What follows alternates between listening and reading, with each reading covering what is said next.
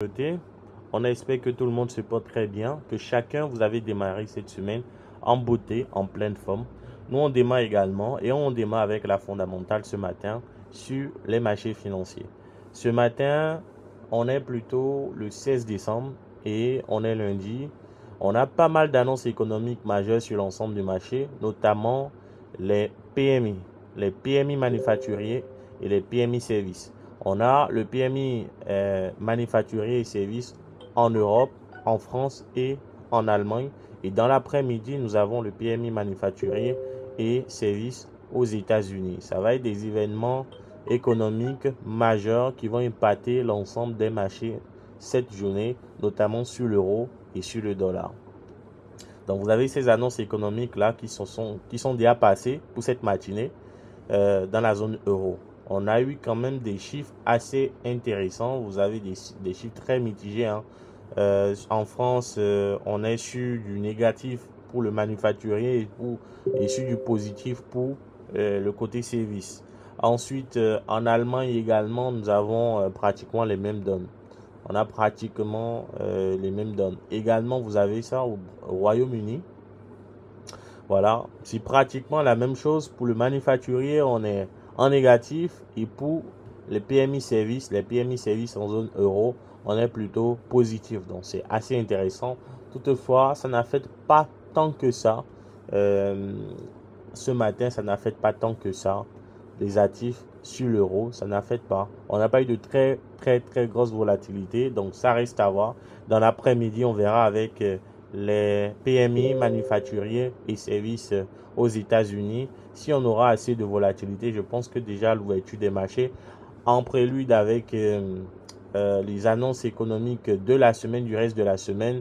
On a les taux d'intérêt qui viennent aux États-Unis également. Et il y a pas mal d'actualités géopolitiques qui influencent actuellement l'ensemble du marché. Et donc, on aura pas mal de volatilité pour la semaine. Mais pour cette journée-là, on a très peu de volatilité en matinée. Peut-être dans l'après-midi, il y aura assez de mouvements. Allez, donc pour le PMI, on a allez, assez de négativité par moment et également de la positivité. Donc, on est sur des données qui s'alignent un peu avec les objectifs prévus pour ce mois-ci de décembre. Alors, on n'est pas sans savoir que la production manufacturière, industrielle, tout ça, c'est lié à la production des États. C'est lié à la production économique, c'est lié à la croissance économique. Et plus on a des productions assez intéressantes, plus ça favorise l'économie, puisque ça stimule. Il faut aller vendre pour générer du flux de capitaux. Et ça, c'est quand même très intéressant en termes de marge de bénéfices et rentabilité pour les économies. Quand on est dans des situations avec de la positivité ou plutôt de la croissance par rapport à la production manufacturière, c'est quelque chose d'assez intéressant. Par contre, si on part dans du négatif, ça veut dire que la production diminue. La production diminue et donc les indices liés au PMI, vont être affectés. Et ça, ce n'est généralement pas positif pour la monnaie en question. Donc cette semaine-là, il faut faire très attention par rapport à l'euro. L'euro peut chuter à tout moment. On est dans un contexte déjà très baissier. On est très baissier. Il faut le préciser, on est très baissier. Par contre, on peut avoir des retracements à la hausse sur les actifs pour lesquels l'euro est devise de base ou plutôt devise de contrepartie. Aux États-Unis, on s'attend plutôt à la décision de la Fed sur les taux d'intérêt. Donc, actuellement, le marché se méfie beaucoup. Il y a beaucoup plus de possibilités, des possibilités d'augmentation des taux. Voilà. Et il y a également des possibilités de réduction des taux. Par contre, on est beaucoup plus orienté vers une réduction des taux pour la prochaine décision de la Fed sur les taux d'intérêt. Et ça va être assez intéressant. Alors, on va sur nos graphiques pour apprécier un peu les opportunités de la journée. On n'ira pas sur les opportunités de la semaine, restons sur la journée pour le moment. Alors déjà là, vous avez le gold, vous avez le USD, le AUUSD qui vient d'achever une très belle course de correction vers un point de contact du canal haussier ici juste là. Donc vous avez un canal haussier ici, voilà, que le marché est revenu tester sur plusieurs points d'affilée. Vous avez ici, vous avez là et vous avez bien sûr cette zone-ci. Voilà, donc après, en termes de prévision, on est dans une structure haussière où on pourrait s'attendre à ce que le prix reprenne sa hausse pour aller vers les objectifs tels que les 2700 quelque part là. Ensuite, pourquoi pas aller chercher les 2800. Donc ça va être des objectifs vraiment très théoriques. On ne sait pas si éventuellement le prix ira là-bas, mais théoriquement, on est dans cette dynamique-là de reprise haussière par rapport à l'or. Donc il faudra surveiller tout ça, il faudra vraiment surveiller tout ça. Ensuite, en intraday, là, on est dans des cassures. On est dans des cassures. Là, ce matin, nous, on est en achat sur l'or depuis la zone des... Déjà, à partir des 2657, nous sommes en achat. Donc, on patiente que les objectifs soient atteints, que le prix décolle pour aller chercher les résistances attendues vers 2700 et ainsi de suite.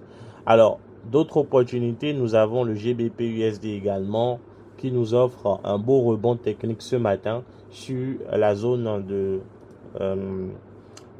support ici là qu'on a identifié qui correspond au point de convergence entre l'imbalance de fair value gap et le niveau de retracement de Fibonacci des 61,8%, le dernier bas vers 1.25110 et le dernier haut 1.27944.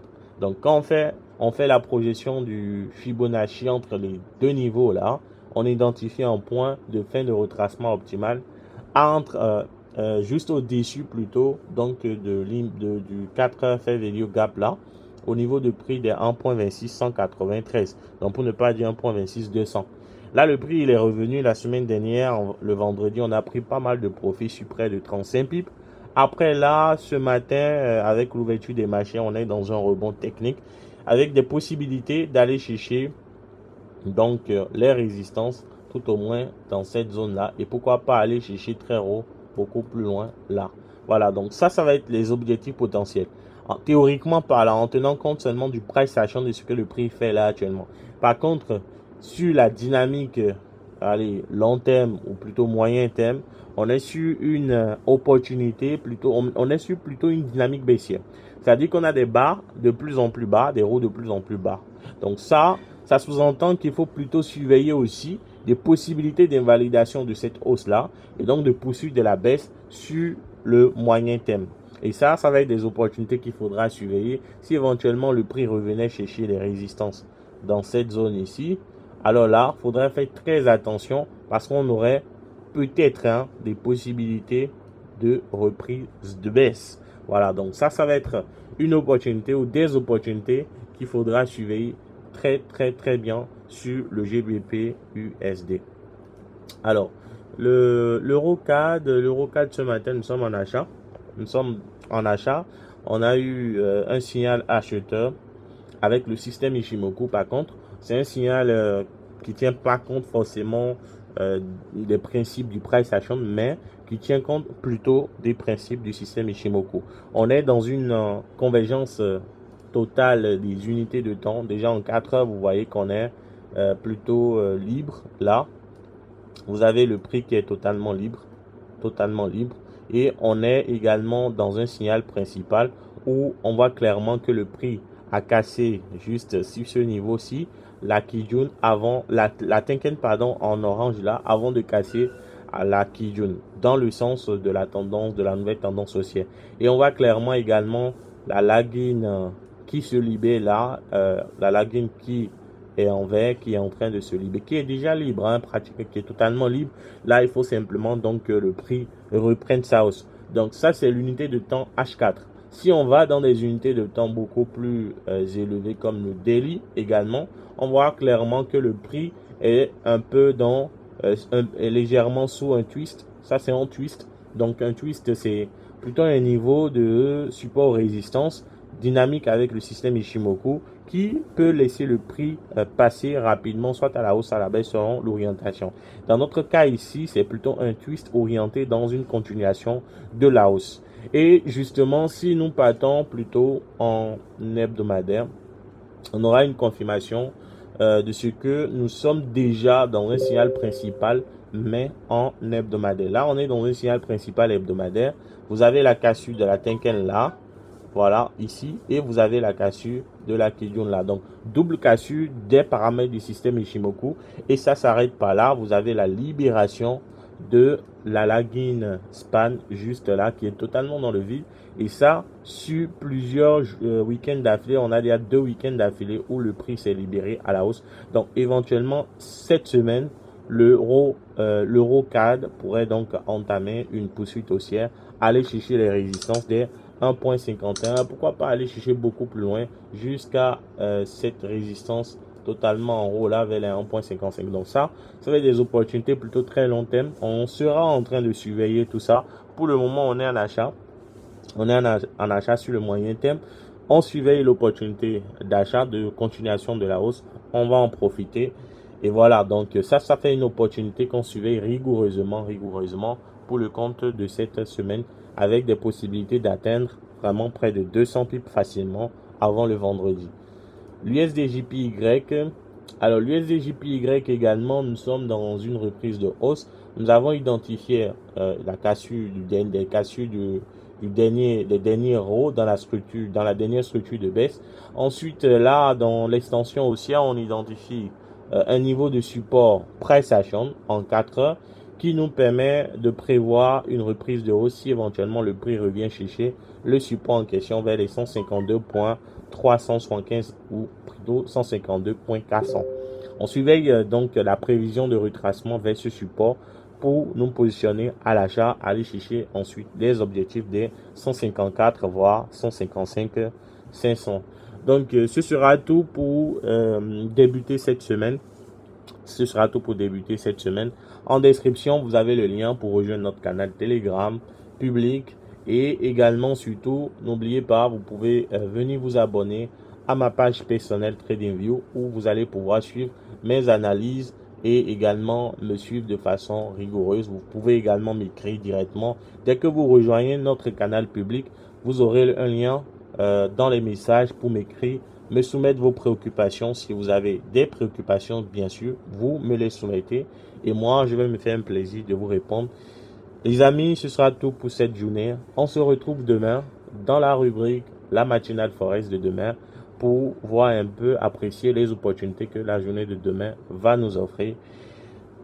Abonnez-vous massivement si vous n'êtes pas encore abonné et on se retrouve demain les amis. À plus tard.